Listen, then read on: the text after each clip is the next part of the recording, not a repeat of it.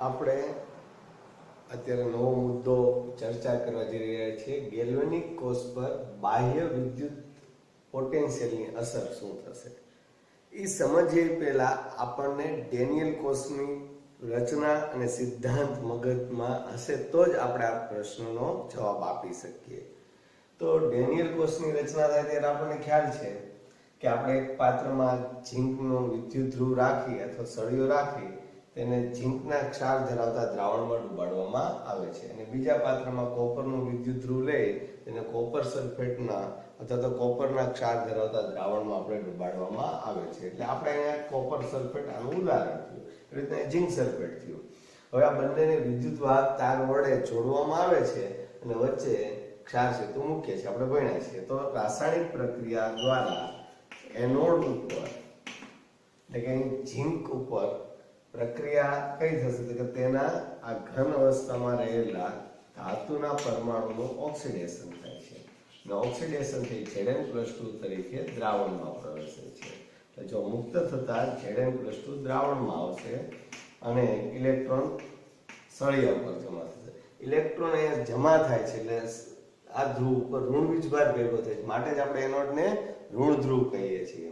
જ્યારે કેથોડ ઉપર એટલે કે અહીંયા કોપરના ધ્રુવ પર કઈ પ્રક્રિયા થશે તો કે આ મુક્ત થતા ઇલેક્ટ્રોન અહીંયા પહોંચે એટલે એ જ સમયે અહીંયા જ્યારે ઇલેક્ટ્રોન મુક્ત થતા હશે એ જ સમયે ઇલેક્ટ્રોન સ્વીકારશે. તો સ્વીકારશે તો ઇલેક્ટ્રોન ઋણ છે એટલે દ્રાવણમાંથી ધન આયન આકર્ષાશે. એટલે દ્રાવણમાંથી ધન આયન Cu+2 ત્યાં થશે તો દ્રાવણમાંથી વિદ્યુત ધ્રુવ ઉપર જશે Cu+2 એટલે બે ઇલેક્ટ્રોન સ્વીકારી Cu સોલિડ બનાવશે. તો અહીંયા આ જે Cu સોલિડ બને એ જમા થશે એટલે આ સળિયો જે છે પ્રક્રિયા થાય એટલે વજન વધશે. જ્યારે અહીંયા આ સળિયામાંથી આયનો દ્રાવણમાં આવે છે એટલે આ સળિયાનું વજન ઘટે છે. તો અહીં Cu+2 આ ધ્રુવ પર જમા થાય ધન વીજભાર જમા થાય માટે કેથોડ આપણે પ્લસ તરીકે દર્શાવ્યું છે. ઓક્સિડેશન થયું માટે આપણે એને એનોડ કહીએ છીએ.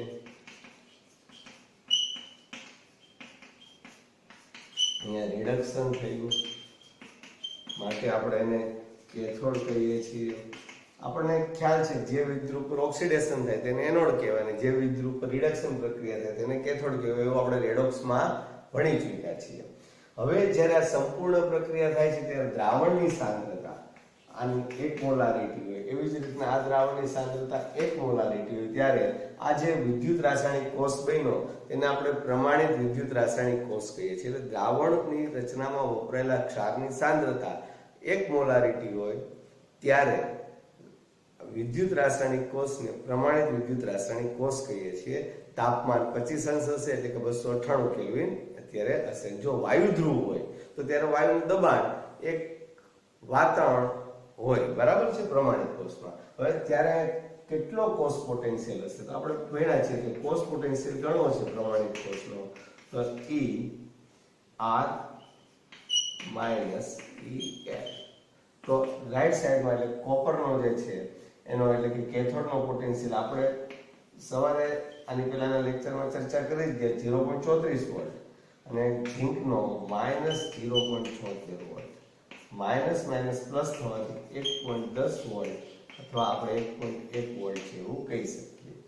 તો આ ડેનિયલ કોષનો પોટેન્શિયલ 1.10 એટલે કે 1.1 વોલ્ટ છે, બરાબર. અત્યાર સુધી મેં આ તમને પુનરાવર્તન કરાવ્યું.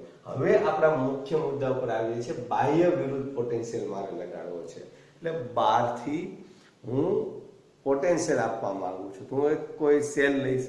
હવે સેલ કેવો છે? વેરિયેબલ એટલે ફેરફાર હું કરી શકીશ. તો હું આ જે સેલ લઉં છું એ સેલનો એટલે કે બેટરીનો ધન છેડો આપણે અહીં આપશું અને ઋણ છેડો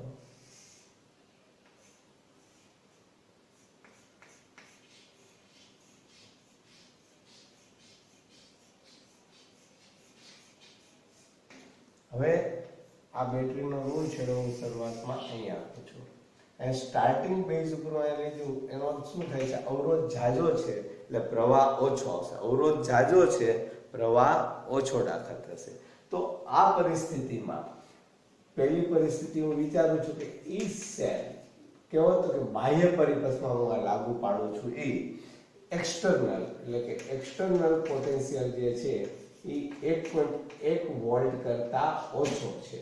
1.1 વોલ્ટ કરતા આપણે કેમ લઈએ છીએ, આ વિદ્યુત રાસાયણિક કોષ એટલે ડેનિયલ કોષનો પોટેન્શિયલ 1.1 છે, એની કરતા આપણે ઓછો પોટેન્શિયલ આપણે આપીએ છીએ 12 થી. તો હવે શું થવાનું છે, તો કે બહારનો પોટેન્શિયલ ઓછો હોય અને અંદરનો પોટેન્શિયલ વધુ હોય, તો જેનો પોટેન્શિયલ વધુ છે એ જ પોતાનું ધાર્યું કરશે. એટલે આ પ્રક્રિયા કઈ દિશામાં થશે, તો કે જે અત્યારે થાય છે એમ જ થશે કે ઝીંકમાંથી Zn+2 થશે અને Copper+2 માંથી Cu, આ બંને ઘટના એક સાથે બનવાની જ છે. અને ત્યારે અહીંયા ઝીંકમાંથી Zn+2 દ્રાવણમાં પ્રવેશશે, Copper+2 માંથી કોપર ધ્રુવ ઉપર જમા થશે. એટલે અહીંયા આ ડિપોઝિટ થશે અને આ ઓગળશે. ઇલેક્ટ્રોનનો પ્રવાહ અહીં ઝીંકથી કોપર તરફ એટલે એનોડથી કેથોડ તરફ અને વિદ્યુત પ્રવાહ કોપરથી ઝીંક તરફ વહન પામશે. ક્યારે હું કહું છું બરાબર યાદ રાખજો કે જ્યારે એનો વિદ્યુત ધ્રુવ પોટેન્શિયલ બહારથી જે આપણે આપીએ છીએ એ 1.1 વોલ્ટ કરતા ઓછો છે. હું ધીમે ધીમે પોટેન્શિયલ વધારતો જઈશ, બરાબર. હવે ધીરે ધીરે વધારતો હું અહીંયા 1.1 વોલ્ટ લઈ આવ્યો. એટલે હવે બાહ્ય વિદ્યુત દબાણ છે એટલે E એક્સટર્નલ છે 1.1 વોલ્ટ થયો. તો હવે તમે સમજો 1.1 વોલ્ટ થયો તો ત્યારે શું થશે કે બહારનો પોટેન્શિયલ છે એટલો જ અંદરનો પોટેન્શિયલ, બંનેના પોટેન્શિયલ સમાન થયા. તો બંનેના પોટેન્શિયલ, બે તાકાતો સામે સામે બળ લગાડે તેનું પરિણામી અસર શું થવાનું, શૂન્ય થવાનું. બે બાજુ ખેંચાણ સમાન હોય તો શૂન્ય જ થવાનું છે. એટલે અહીંયા શૂન્ય થાય એટલે જો જેટલું બહારથી દબાણ આવે એટલું અંદરથી, તો વિદ્યુત પ્રવાહ અને ઇલેક્ટ્રોનનો પ્રવાહ હવે બિલકુલ નથી. એટલે ઇલેક્ટ્રોનનો પ્રવાહ હવે એનોડ થી કેથોડ તરફ વહન પામશે નહીં. એટલે આપણો I = 0. એટલે ઇલેક્ટ્રોનનો પ્રવાહ પણ બંધ થઈ જશે, વિદ્યુત પ્રવાહ પણ બંધ થશે નહીં, કોઈ પણ આવી પ્રક્રિયા થવાની નથી. આ ઓગળશે નહીં, અહીં જમા નહીં થાય, એટલે સંપૂર્ણ પ્રક્રિયા અહીંયા બંધ થઈ ગઈ. હવે આનાથી આપણે આગળ વિચારીએ કે જો બાહ્ય પોટેન્શિયલ છે એટલે E એક્સટર્નલ છે એ 1.1 વોલ્ટ કરતા પણ વધુ લગાડો, 1.1 કરતા વધુ એટલે 1.5 2 વોલ્ટ એવું જો લગાડો આ પોટેન્શિયલ, તો બાહ્ય પોટેન્શિયલ વધી ગયો. બાહ્ય પોટેન્શિયલ વધી ગયો એટલે શું થવાનું છે, તો કે બહારથી પોટેન્શિયલ વધારે, જો મેં અવરોધ ઘટાડી દીધો એટલે પોટેન્શિયલ વધ્યો, તો હવે બહારથી દબાણ વધારે આવે છે તો પ્રવાહ વધારે બહારથી મને મળે, વધારે એનું પોટેન્શિયલ છે, તો પ્રક્રિયા વિરુદ્ધ દિશામાં થશે. વિરુદ્ધ દિશામાં થશે એટલે શું, તો કે પહેલા Copper+2 કોપર તરીકે જમા થતો હતો, હવે આ કોપર જે છે એ પીગળી અને Copper+2 આપશે. એટલે જો પ્રક્રિયા જે થતી હતી રિડક્શનની એને બદલે ઓક્સિડેશન સ્ટાર્ટ થશે. એટલે કોપર માંથી Copper+2 બનશે એટલે Cu+2 દ્રાવણમાં આવશે અને ઇલેક્ટ્રોન મુક્ત થઈ અને અહીં આવશે. એટલે હવે ઇલેક્ટ્રોનનો પ્રવાહ બદલાઈ ગયો. હવે ઇલેક્ટ્રોનનો પ્રવાહ આ બાજુ આવશે. હવે ઇલેક્ટ્રોન અહીંયા પહોંચશે એટલે દ્રાવણમાં રહેલા Zn+2 ઇલેક્ટ્રોન સ્વીકારી અને Zn સ્વરૂપે અહીંયા જમા થશે અને જમા થશે એટલે પાછું હું આમાં એમ કહીશ કે આમ પ્રક્રિયા થશે. તો સમજો કે મારે આ અહીંયા ઓક્સિડેશન થયું અને આનું રિડક્શન સ્ટાર્ટ થયું. તો ક્યારે આ પરિસ્થિતિ ઉદ્ભવે છે, જ્યારે બાહ્ય વિદ્યુત દબાણ 1.1 વોલ્ટ કરતા વધી જશે ત્યારે પ્રક્રિયામાં ઇલેક્ટ્રોનનો પ્રવાહ કોપરથી ઝીંક તરફ, વિદ્યુત પ્રવાહ ઝીંકથી કોપર તરફ, એટલે પરિસ્થિતિ ઉલટાઈ ગઈ. અને અહીંયા દ્રાવણમાં પણ ઊંધું થયું. કોપર જે છે એ પીગળીને દ્રાવણમાં આવશે Copper+2 તરીકે અને અહીં ઝીંક+2 દ્રાવણમાંથી સળિયા ઉપર જમા થશે, બરાબર. અને આ બધી જ પરિસ્થિતિ માટે જો મુક્ત ઉર્જાનો ફેરફાર વિચારીએ તો મુક્ત ઉર્જાનો ફેરફારમાં પહેલા ઘટનામાં પ્રક્રિયા આપમેળે થતી હતી. આપમેળે થતી હતી એટલે ડેલ્ટા જી નું મૂલ્ય <0 આવતું હતું. અહીં પ્રક્રિયા સંતુલનમાં એટલે બીજી પરિસ્થિતિમાં ડેલ્ટા જી 0 થાય અને ત્રીજી પરિસ્થિતિમાં પ્રક્રિયા આપમેળે થતી નથી. જો આ પ્રક્રિયા આપમેળે નથી, બાહ્ય દબાણ હેઠળ થયું અને બાહ્ય દબાણ હેઠળ થાય તો આપણે પહેલા દિવસે મેં તમને પહેલા લેક્ચરમાં સમજાવ્યું કે જે પ્રક્રિયા આપમેળે ન થાય અને બાહ્ય દબાણ હેઠળ રાસાયણિક પ્રક્રિયા કરવામાં આવે તો તેને વિદ્યુત રાસાયણિક કોષ કહેવાતો નથી, પરંતુ વિદ્યુત વિભાજન કોષ કહેવાય છે. તો આ વિદ્યુત વિભાજન કોષમાં રૂપાંતર પામે છે. બરાબર. એટલે ક્યારે વિદ્યુત વિભાજન કોષ બને છે? જ્યારે તેનું પોટેન્શિયલ 1.1 વોલ્ટ કરતા વધુ થાય છે, તો ત્યારે એ વિદ્યુત રાસાયણિક કોષમાંથી વિદ્યુત વિભાજન કોષમાં રૂપાંતરિત થશે. તો હવે આપણે અહીંયા આ ત્રણેય મુદ્દાની ચર્ચા કર્યા પછી આપણે ખાસ એક યાદ રાખશું કે જ્યાં સુધી આપણે પોટેન્શિયલ અહીંથી વધારતો ગયો અને જ્યારે એનું 1.1 થયો એટલે પ્રવાહ બંધ થઈ ગયો, કારણ કે બંનેની સમાસ અસર પરિણામી અસર 0 બને છે.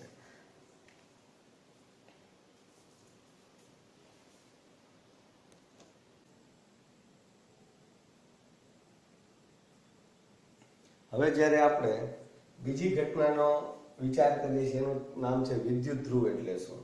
તો વિદ્યુત ધ્રુવ કોને કહીએ છીએ? તો આપણે એક વસ્તુનો ખ્યાલ છે કે જ્યારે આપણે વિદ્યુત રાસાયણિક કોષનું નિર્માણ કરીએ છીએ ત્યારે બે અર્ધકોષને આપણે જોડતા હોઈએ છીએ, બરાબર. તો બે અર્ધકોષને જોડતા હોઈએ છીએ ત્યારે રાસાયણિક પ્રક્રિયા થતી હોય છે અને રાસાયણિક પ્રક્રિયાનું વિદ્યુત ઉર્જામાં રૂપાંતર થતું હોય છે. તો જ્યારે રાસાયણિક પ્રક્રિયાનું વિદ્યુત ઉર્જામાં રૂપાંતર થતું હોય છે ત્યારે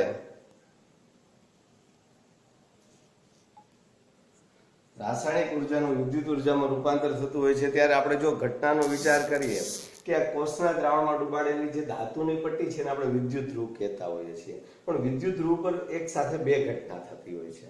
દાખલા તરીકે જો હું કેથોડ ઉપરનો વિચાર કરું તો આ કેથોડ ઉપર આ જે વિદ્યુત ધ્રુવ છે એના સંપર્કમાં જે ધનાયન છે એ એના ઉપર જમા થાય છે રિડક્શન પ્રક્રિયાને કારણે. જો આ વિદ્યુત વિભાજ્યનો આયન બે ઇલેક્ટ્રોન કોપર +2 સ્વીકારી અને કોપર તરીકે જમા થાય છે. જ્યારે એ જ સમયે અહીંયા ઝીંકના પરમાણુ છે ઓક્સિડેશન પામી દ્રાવણમાં પ્રવેશતા હોય છે.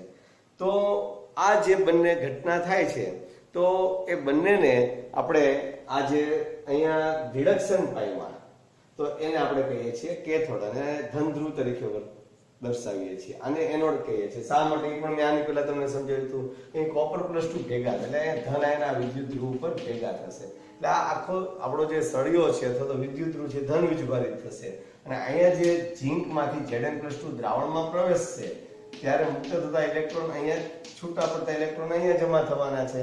તો અહીંયા ઇલેક્ટ્રોન જમા થાય એ ઋણ વીજભારિત છે માટે આપણે એને ઋણ ધ્રુવ કહીએ છીએ.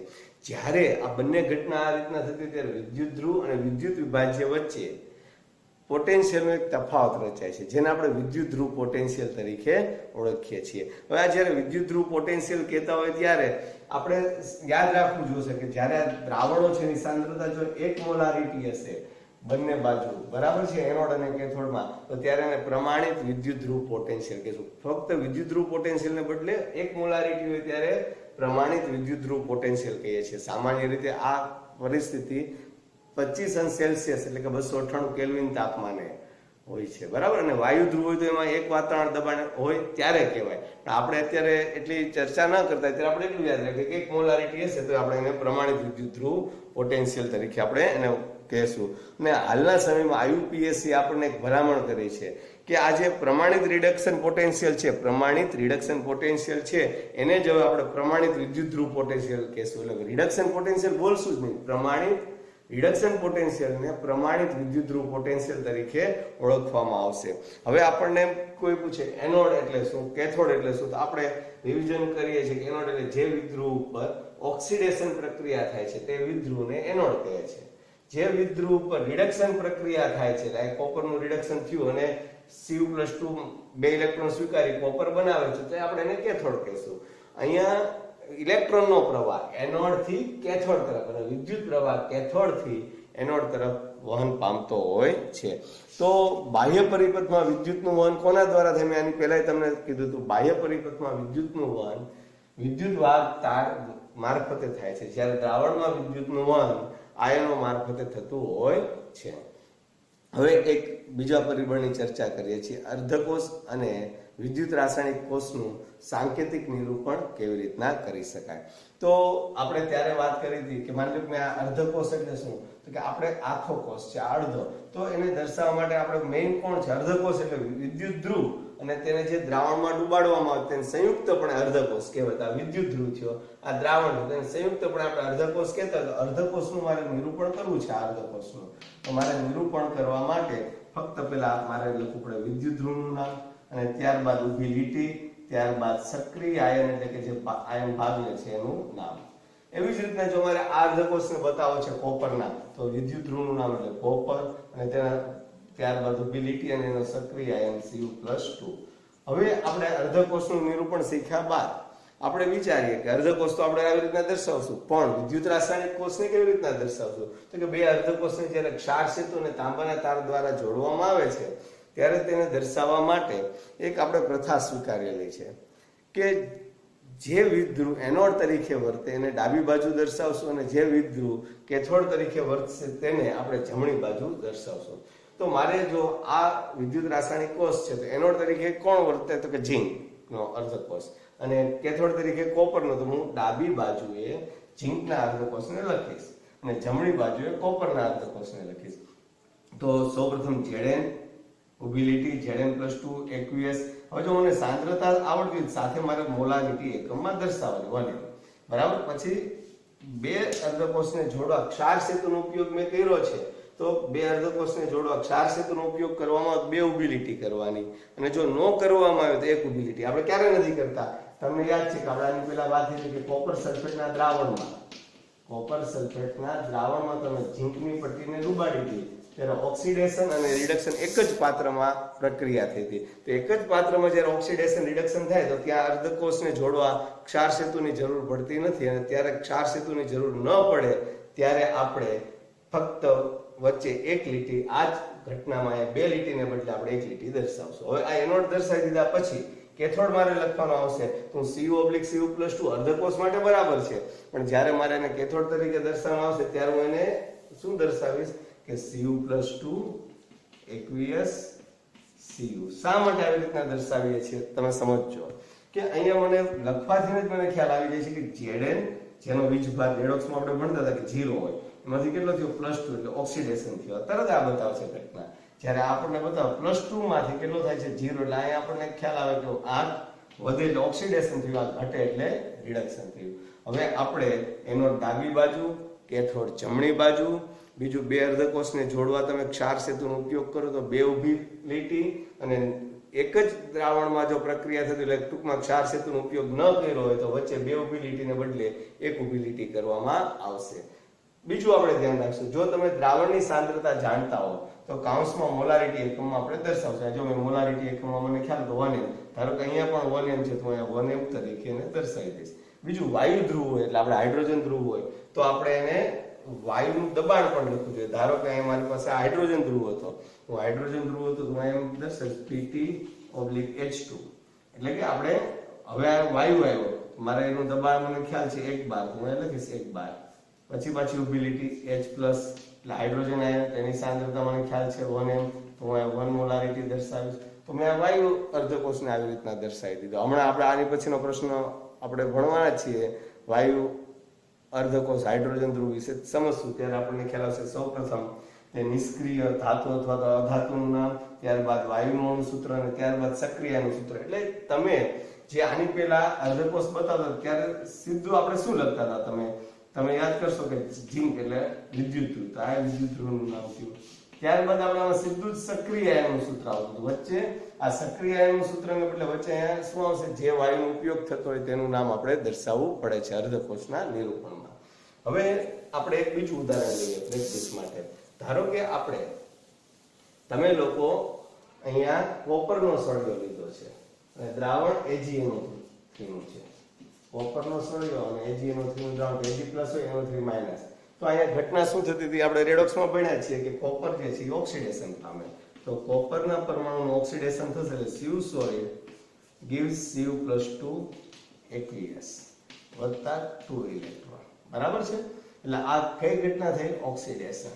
એટલે આ થયું NOD પ્રક્રિયા. હવે આ જે Ag+ છે એટલે Cu માંથી Cu+2 બનશે, એ દ્રાવણમાં પ્રવેશશે, અને આ જે ઇલેક્ટ્રોન જે મુક્ત થયા છે એ દ્રાવણમાંથી Ag+ ને પોતાની બાજુએ આકર્ષે, એટલે દ્રાવણમાં રહેલા Ag+ ના આયનો ઇલેક્ટ્રોન સ્વીકારી અને Ag સોલિડ તરીકે જમા થાય. જેમ પ્રક્રિયા થશે એમ આની ઉપર ચાંદીનું પડ જમા થશે, કોપર ઉપર ચાંદીનું પડ જમા થશે, અને દ્રાવણમાં Cu+2 મુક્ત થઈને પ્રવેશશે તો દ્રાવણ ધીમે ધીમે વાદળી કલરનું બનશે. બરાબર. તો હવે આ ઘટનામાં આનું ઓક્સિડેશન થયું કોપરનું અને Ag નું રિડક્શન થયું. તો હવે મને તો આ પાત્રમાં બે અલગ અલગ કરતો હો તો ધારો કે અહીંયા મારી પાસે હવે શું હશે કોપર એનો તરીકે દ્રાવણ શેનું છે કોપર સલ્ફેટનું. અહીંયા સળિયો કોનો હશે Ag નો. દ્રાવણ કોનું છે AgNO3 નું. તો હવે મારે આનું નિરૂપણ કરવું છે તો પહેલા મારે એનોડ ને દર્શાવવાનું રહેશે એટલે કોપર +2 સાંદ્રતા ધારો કે 1m છે. બે અર્ધકોષને જોડવા માટે ક્ષાર સૂત્રનો ઉપયોગ કર્યો. આને દર્શાવું છું તો બેઉબિલિટી અને જો હું આ રીતે દર્શાવું છું તો મારે એ જ વસ્તુમાં એક ઊભી લીટી આવશે. ખાસ આ વસ્તુનું તમે ધ્યાન રાખજો. બરાબર છે. હવે આપણે એને દર્શાવ્યા પછી અહીંયા જો બે ઊભી લીટી ક્યારેક ક્ષાર સૂત્ર છે ન હોય તો આપણે એક લીટી.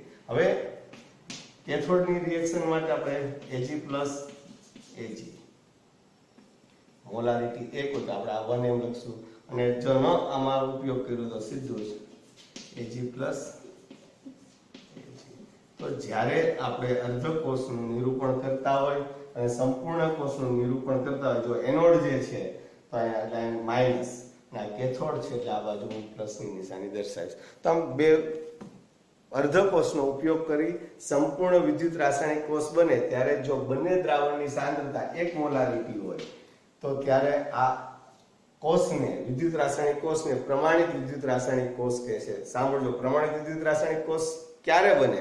એક વાસ્તવમાં બોલીએ તો 25°C એટલે કે 298 કેલ્વિન તાપમાને 298 કેલ્વિન તાપમાને એટલે કે 25°C તાપમાને દ્રાવણ જે છે અર્ધકોષના એની સાંદ્રતા 1 મોલારિટી હોય અને જો વાયુ ધ્રુવ હોય તો એનું દબાણ 1 વાતાવરણ તો આ બનતા કોષને પ્રમાણિત વિદ્યુત રાસાયણિક કોષ કહે છે. ઘણીવાર આપણે ખાલી એમ જ કહીએ જો દ્રાવણની સાંદ્રતા 1m હોય બંને બાજુ તો એનાથી જે રચાય વિદ્યુત રાસાયણિક કોષ તો આપણે એને પ્રમાણિત વિદ્યુત રાસાયણિક કોષ કહે છે. પણ એક્ઝેક્ટ વાક્ય રચના આ રીતના થશે. બરાબર.